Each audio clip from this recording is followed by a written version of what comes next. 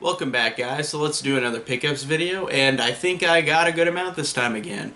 And we're going to start out with the two video games I got. I've got two Pokemon games. I got Pokemon Let's Go Pikachu, which is really fun. I really am so nostalgic for Pokemon Fire Red and Leaf Green that I just had to get this.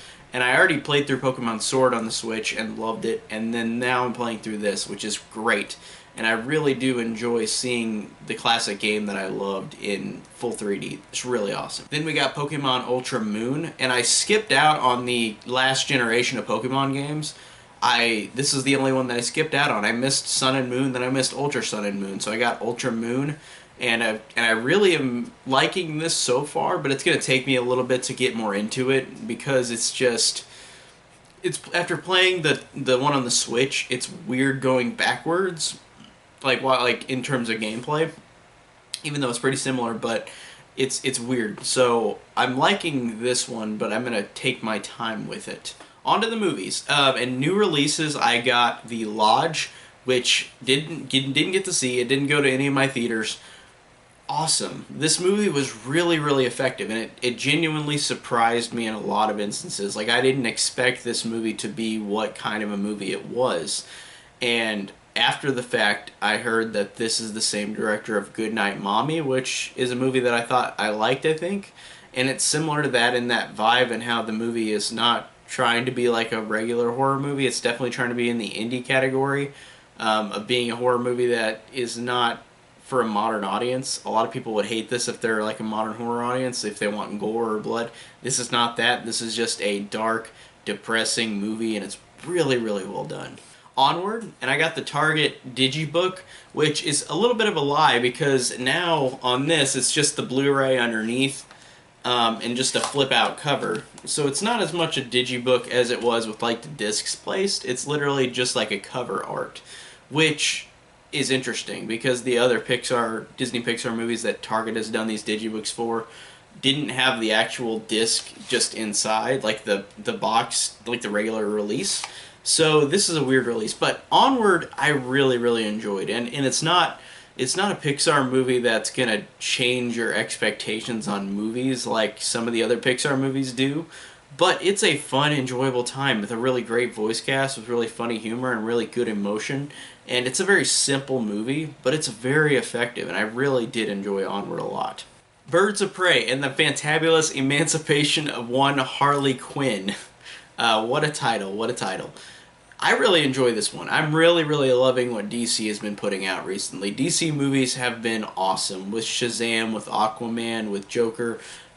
This is just no exception. I really did like Birds of Prey. I think that it's in technicality a sequel to Suicide Squad, but nobody else appears besides Harley Quinn, and it's interesting because this is Harley Quinn's solo outing movie, but it's called Birds of Prey, about the group in the comics, but the movie is kind of about more Harley Quinn, and then the Birds of Prey are there, so it's weird calling it Birds of Prey and Harley Quinn.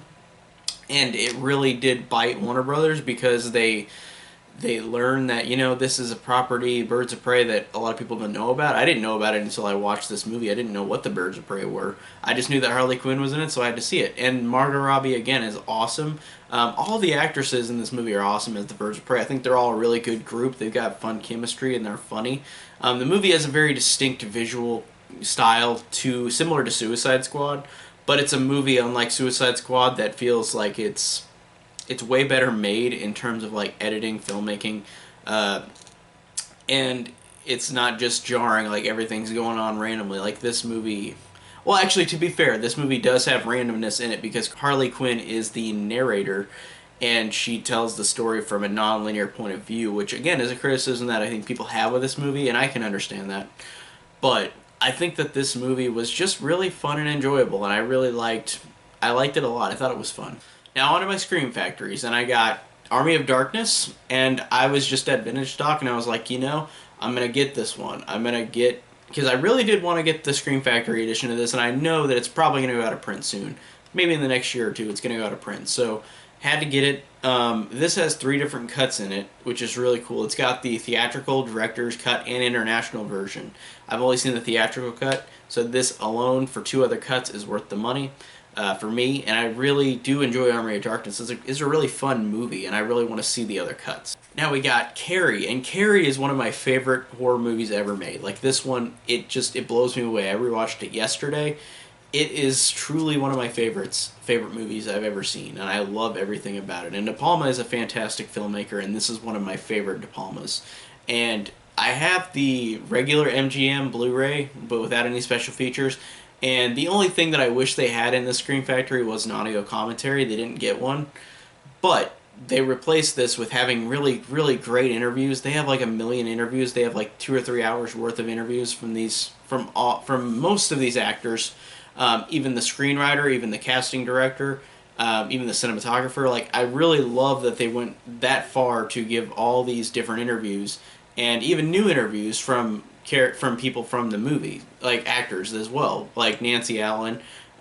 It's really great just seeing all of these special features, and I think that this justifies, even if you have the Carrie on Blu-ray, this justifies buying it again, in my opinion. And the video quality looks a little different than the MGM one. I think that they went back and did a little more. And truly, just one of my favorites. I had to get this, and I'm so glad I finally bought it before it went out of print. Basket Case, Arrow. I promised you guys that I was getting Basket Case, but it took forever to come in the mail, and I don't blame anybody. It's okay. But really, really love that artwork. That's so cool.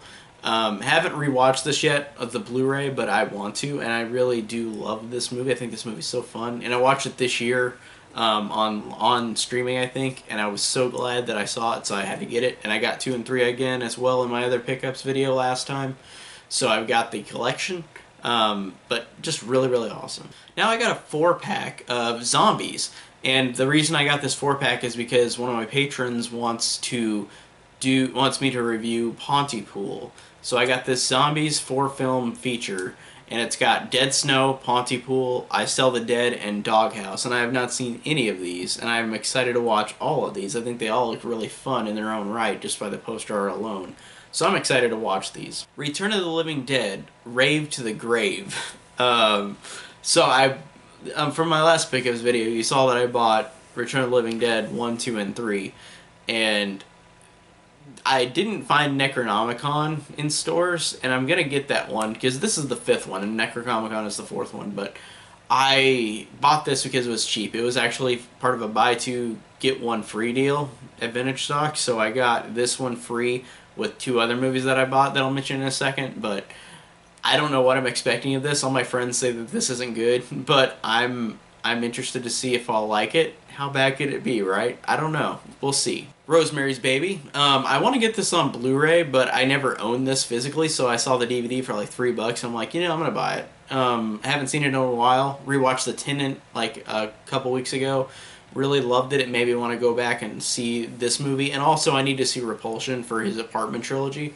But I remember Rosemary's Baby liking it, but I don't remember loving it. So I'm really curious to have my opinions changed on my next viewing. Then my last pickup is Lost After Dark, which I always see this artwork online, and it looks so fun. And I really am excited to see this one. I don't know anything about it.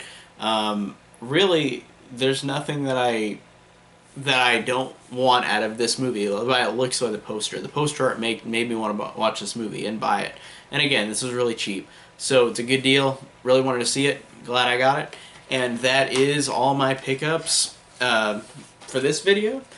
Pretty good amount. And I really did enjoy getting some of these, especially the Scream Factory releases, because I've been watching the Carrie special features. And those new movies I just mentioned that I want to see, like Lost After Dark, I'm excited to see. And the Zombie collection. So, yeah, I think I got a good pickups amount. So, tell me down below what you guys have been getting recently, and thanks for watching.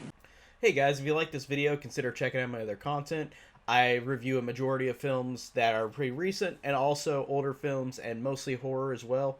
Horror is my favorite genre, so I expect a lot of horror. And check out all my links down below. I have a link to Patreon, I have a link to Instagram, link to Twitter, link to my Facebook group, Horror Enthusiast 101, and to my own personal Facebook page, CDR Movie Reviews. And thank you for anybody who watched this video. Thanks for watching.